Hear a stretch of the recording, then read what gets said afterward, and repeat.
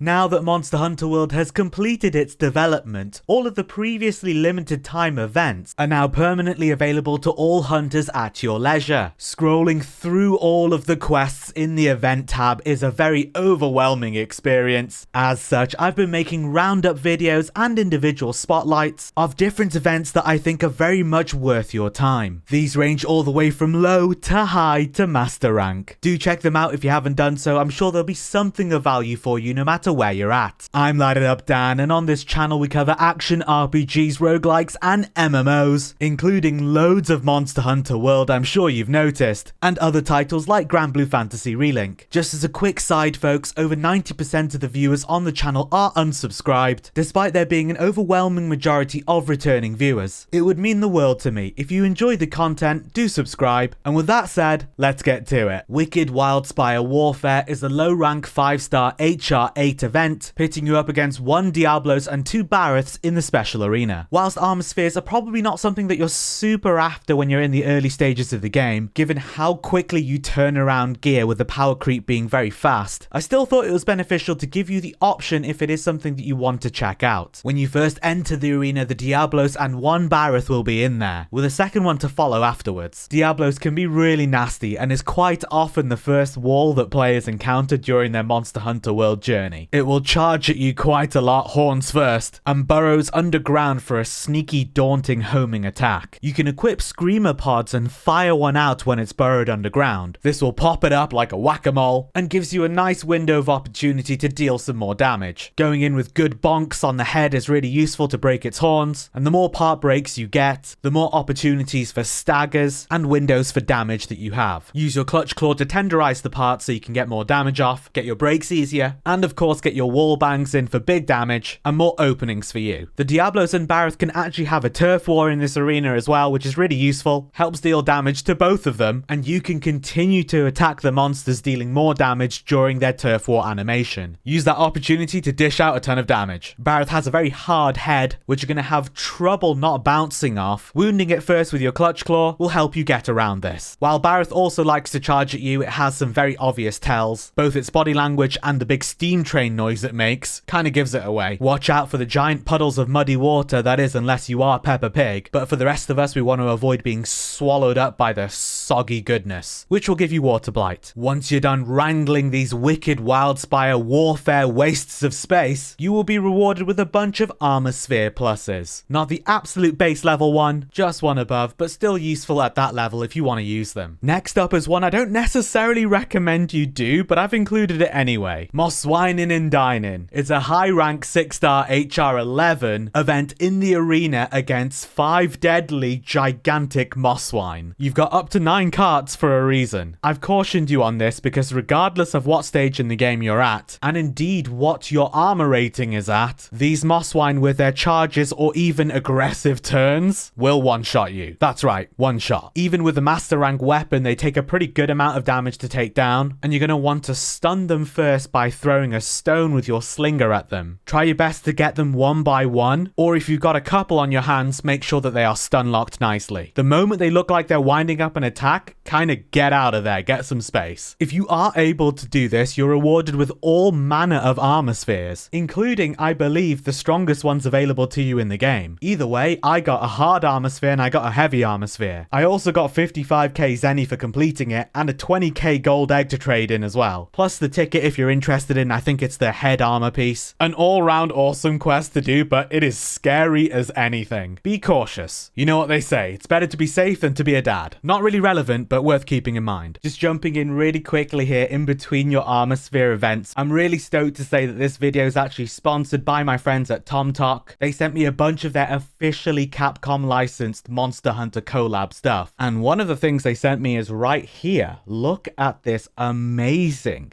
TomTok X Monster Hunter officially Capcom licensed box. Even the box is super cool. Look at that thing. I'm keeping that box. That is super cool.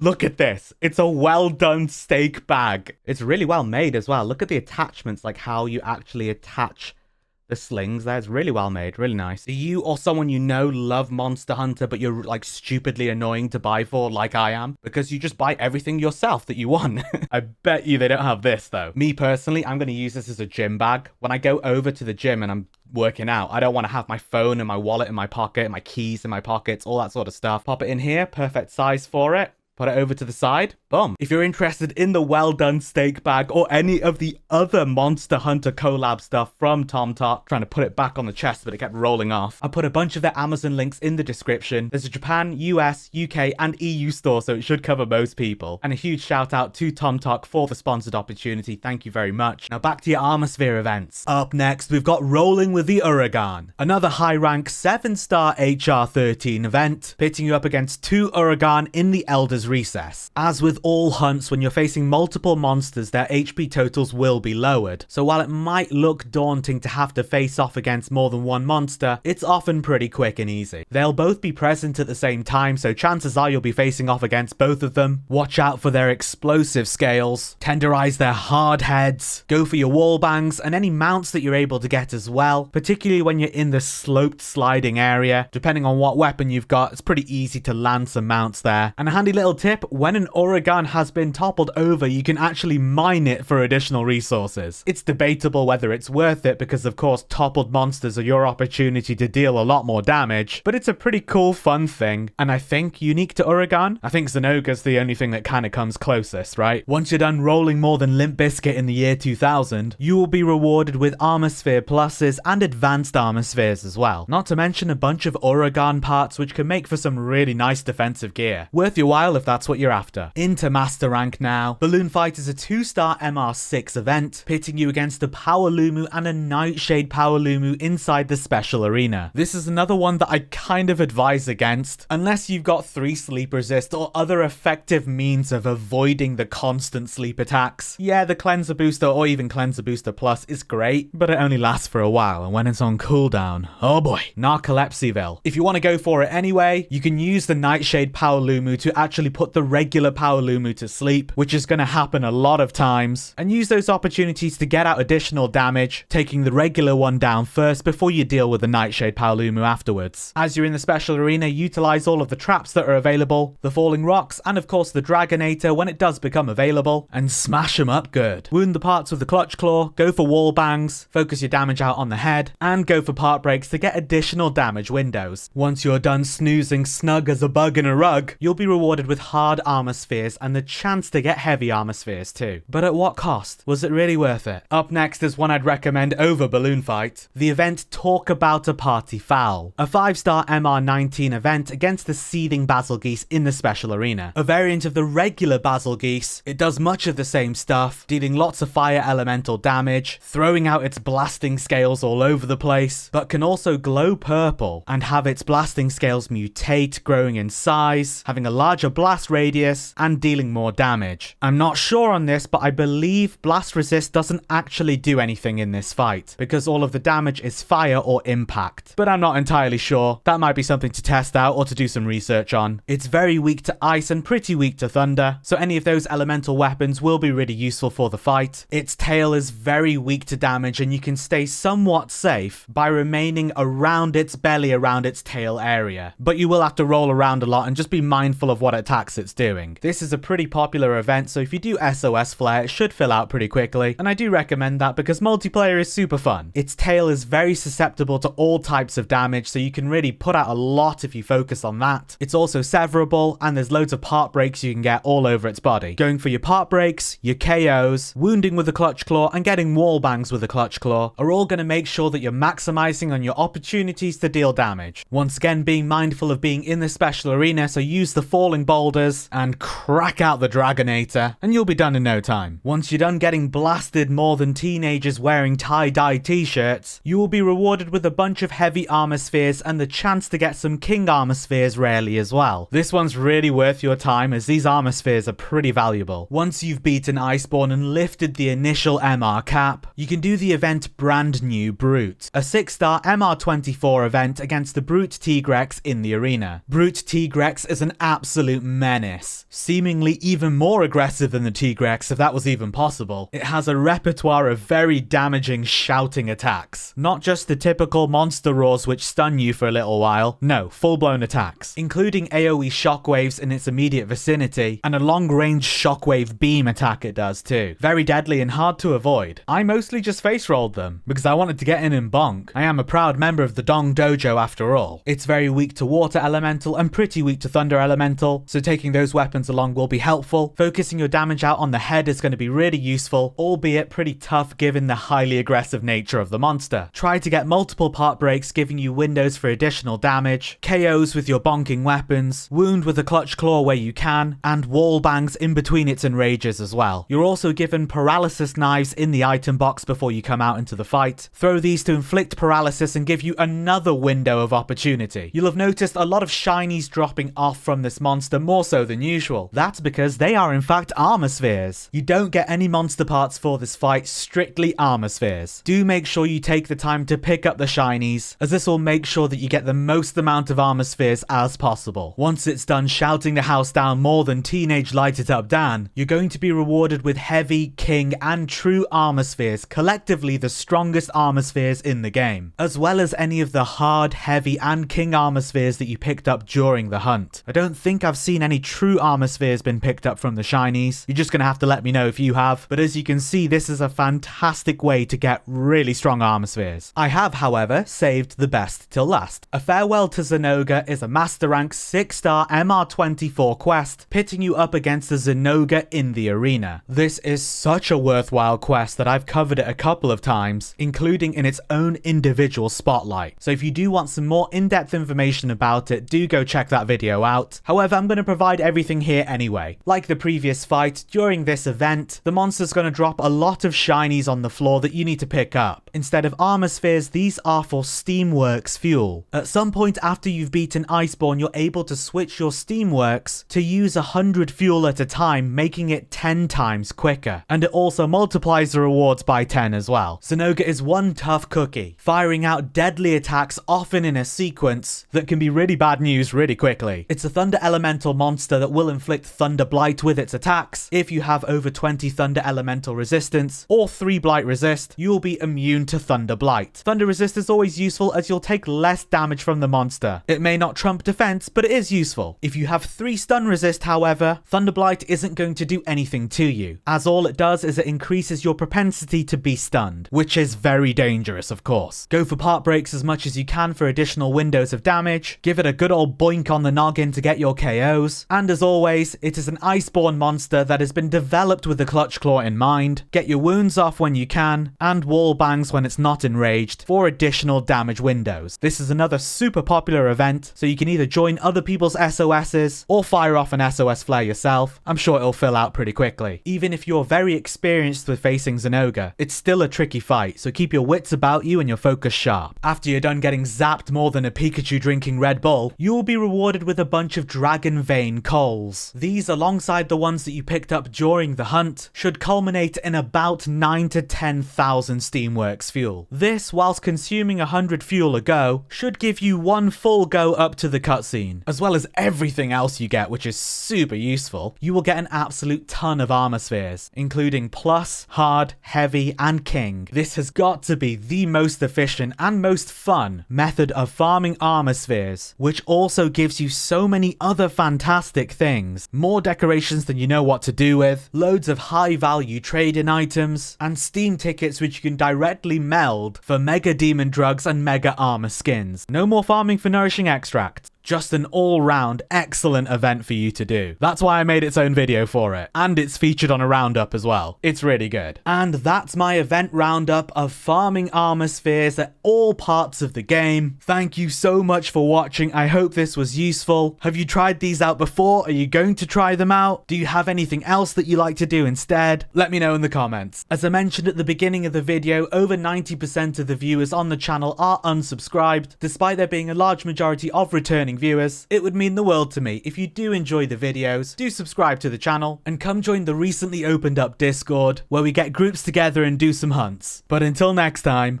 I'll see you in the new world.